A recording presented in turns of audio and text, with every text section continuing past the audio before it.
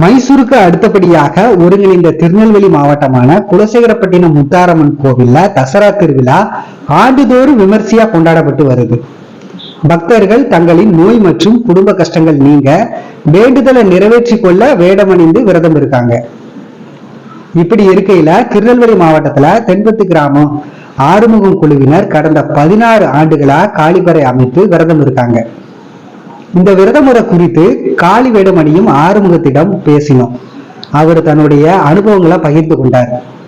காளி வேடத்துக்கு எப்படி தயாரா இருக்கு நீங்க பாக்கலாம். இப்போ அரைகுறையில இருக்கேன் நான் ட்ரெஸ்ல. இப்ப இந்த ட்ரெஸ், இந்த சடை கிட்டத்தட்ட 201 சடை, கிரீடம், வீர தண்டைன்னு சொல்லக்கூடியது, இதெல்லாம் அணிஞ்சு காளி வேடத்துக்கு தயாராகிடும். ஆபரணங்கள் உங்களுக்கு எவ்வளவு நெருக்கமானதா? அந்த ஆபரணங்கள் அப்படி அதை எடுத்து அந்த தண்டையை பார்த்தோன்னா எனக்கு புல்லரிக்கும். இந்த சூலத்தை பார்த்தோன்னா என்னமோ அபார சக்தி கிடைக்கும். அது மேலும் இந்த கிரீடத்தை வச்சிட்டோம்னா என்னையும் நான் மறந்துடுவேன். நான் இன்னும் ஒரு என்ன சொல்றது, ஒரு உக்கிரமான ஒரு காளியா தான் நான் பாவிச்சுக்குவேன். என்ன செலவினங்கள் நிதி சுமையெல்லாம் எவ்வாறு சமாளிக்கும்? செலவினங்கள் நாங்க ஏற்கனவே சொல்லியிருக்கோம், கூலி வேலைகள் போறோம். நான் பயிற்சியாளராக இருக்கிறேன். பல்வேறு பணிகளை எங்க சாயந்தரம் 6 மணிக்குள்ளார எங்க பணிகளை முடிச்சு நாங்க வந்துடுறோம். ஓரளவுக்கு நாங்க அதை செலவுகளை அதிகமா செலவு பண்ண மாட்டோம். இருக்கிறத வச்சு சிம்பிளா செலவு பண்ணிக்கிடுவோம். நீங்க காலியா மேக்கப்லாம் போட்டதுக்கு அப்புறமா கண்ணாடியில பார்க்கும்போது எப்படி? காலியாவே தெரியும், ஒரு உக்கிரமா தெரியும். காலியே எங்க மேல இறங்கின மாதிரியான ஒரு இறங்கிடுவாங்க. அம்பாள் இறங்கிடுவாங்க. அப்போ அந்த சொந்த பந்தம் எதுவுமே கண்ணுக்கு தெரியாது. அந்த நினைப்பே வராது, வேற எந்த நினைப்புமே வராது. நம்ம ஒரு தெய்வம், காளி ரூபம், சக்தி ரூபமா இருப்போம். 41 நாள் விரதம் பற்றி சொல்லுங்க. ஒழுக்க நெறிமுறைகள்னா காலையிலையும் சாயந்தரமும் தினமும் 2 வேளை நீராடணும். அடுத்தால சுத்தமா அசைவ உணவுகளை சேவிக்கணும். நாக்குக்கு ருசியாக இருக்கக்கூடிய அத்தனை உணவுகளையும் தவிர்த்துருவோம். நாங்க இடையிலதான் உணவு இருந்தணும். அதுபோக பச்சரிசி சாதம் ரொம்ப விசேஷம். அது சாப்பிட்டா நல்லது. அது ஒருவேளை சாப்பிடுவோம். பால் பழம் சாப்பிட்டுக்குவோம்.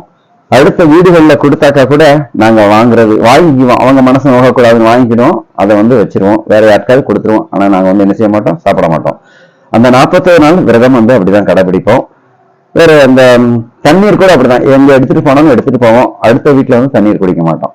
அவங்க எப்படி கூட இருக்கலாம். அவங்க அந்த மாதிரியான ஒரு வழிமுறைகள், ஒழுக்க முறைகளை பின்பற்றுறது. இந்த மாதிரி காளி விரதம் இருந்துட்டு அன்றாட வேலையும் தொழில் சார்ந்த வேலையும் எப்படி சகஜமா செய்ய முடியும்? நம்ம அம்பாள் தான் நினைச்சாதானே வருவா. நம்ம வாழ்க்கை இருக்கு, ஆதாரம் அதான், வாழ்வாதாரம் அதுலதான் இருக்கு. நம்ம அதனால அந்த இதுக்கு நெறிமுறைகளுக்கு உட்பட்டு நடந்துக்குவோம். நம்ம ஏற்கனவே சொன்ன உணவு முறைகளா இருக்கட்டும், பழக்க வழக்கங்களா இருக்கட்டும், அதை புகைப்பிடிக்கிறது, அடுத்தால வெத்தலை பாக்கு போடுறது, இந்த சிற்றின்பத்தை நோக்கி அந்த 41 நாள் இருக்காது. இதே போல தென்பத்து கிராமத்தை சேர்ந்த சிறுவன் மதிவித்து குரத்தி வேடம் அணிஞ்சாரு. அவரும் விரத முறை குறித்து தன்னுடைய அனுபவத்தை பகிர்ந்து கொண்டார். நான் 12 வருஷமா மாலை போடுறேன். 1.5 வயசுல இருந்து மாலை போட்டுட்டு இருக்கேன். நான் ஃபர்ஸ்ட் வேஷம் போட்டது முருகன் வேஷம் தான் போட்டேன். குரம் வேஷம் போட்டேன். 3வது வருஷம் பிள்ளையார் வேஷம் போட்டேன். இப்ப நான் 4வது வருஷம் கரகாட்டங்காரங்க வேஷம் போட்டிருக்கேன். இந்த வேடத்துக்கு தயாராகிறது ஒண்ணுமே இல்லை, மேக்கப் மட்டும் தான். மேக்கப்புக்கு தான் டைம் ஆகும். வேற எதுவுமே நம்மளுக்கு வேற எதுவுமே கிடைக்காது. எனக்கு இந்த கம்மல், கொலுசு எல்லாமே போடுறதுக்கு எனக்கு ரொம்ப பிடிச்சிருக்கு. ஃபர்ஸ்ட் வருஷத்தோட இது எனக்கு ரொம்ப பிடிச்சிருக்கு. எனக்கு ரொம்ப சந்தோஷமா இருக்கும். ரொம்ப சந்தோஷமா இருக்கும். என்னடா இவ்வளவு அழகா இருக்கேன்னு சொல்லிட்டு எனக்கு ரொம்ப சந்தோஷமா இருக்கும். மேக்கப் போட்டதுக்கு அப்புறம் நான் மேக்கப் போடும் போது எப்படிடா இருப்பேன்னு சொல்லிட்டு திடீர்னு கண்ணாடி பார்த்துட்டே தான் இருப்பேன்.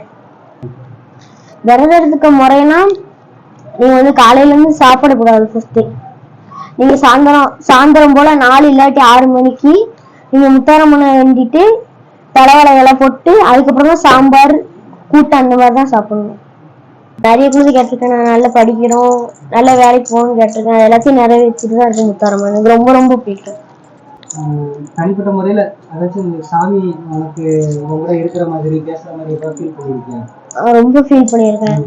இந்த கோயில்ல போய் பறைக்குள்ள எல்லாம் போய் பூஜை பண்ணும்போது அப்படியே ஏதோ அப்படியே ஏதோ எர்த் ஆகிற மாதிரியே இருக்கும் சாமியை கும்பிடும் போது. நிறைய ஃபீல் பண்ணியிருக்கேன். எதுவும் வர கேட்கணும்னா இந்த மாதிரி கேட்பேன். சினிமாவில் வரும் முத்தாரம்ம கிட்ட பணம் காசுலாம் கேட்க மாட்டேன். இந்த குழந்தைங்க ஊனமுற்றாம பிறக்காங்களா, அந்த மாதிரி பிறக்காம நீங்க நல்ல என்ன மாதிரி அந்த மாதிரி ஆரோக்கியமா பிறந்தாலே நல்லா இருக்கும். அது மாதிரி இயற்கை வளங்களும் நல்லா இருக்கணும்னு தான் நான் கேட்பேன் முத்தாரம்மன் கிட்ட.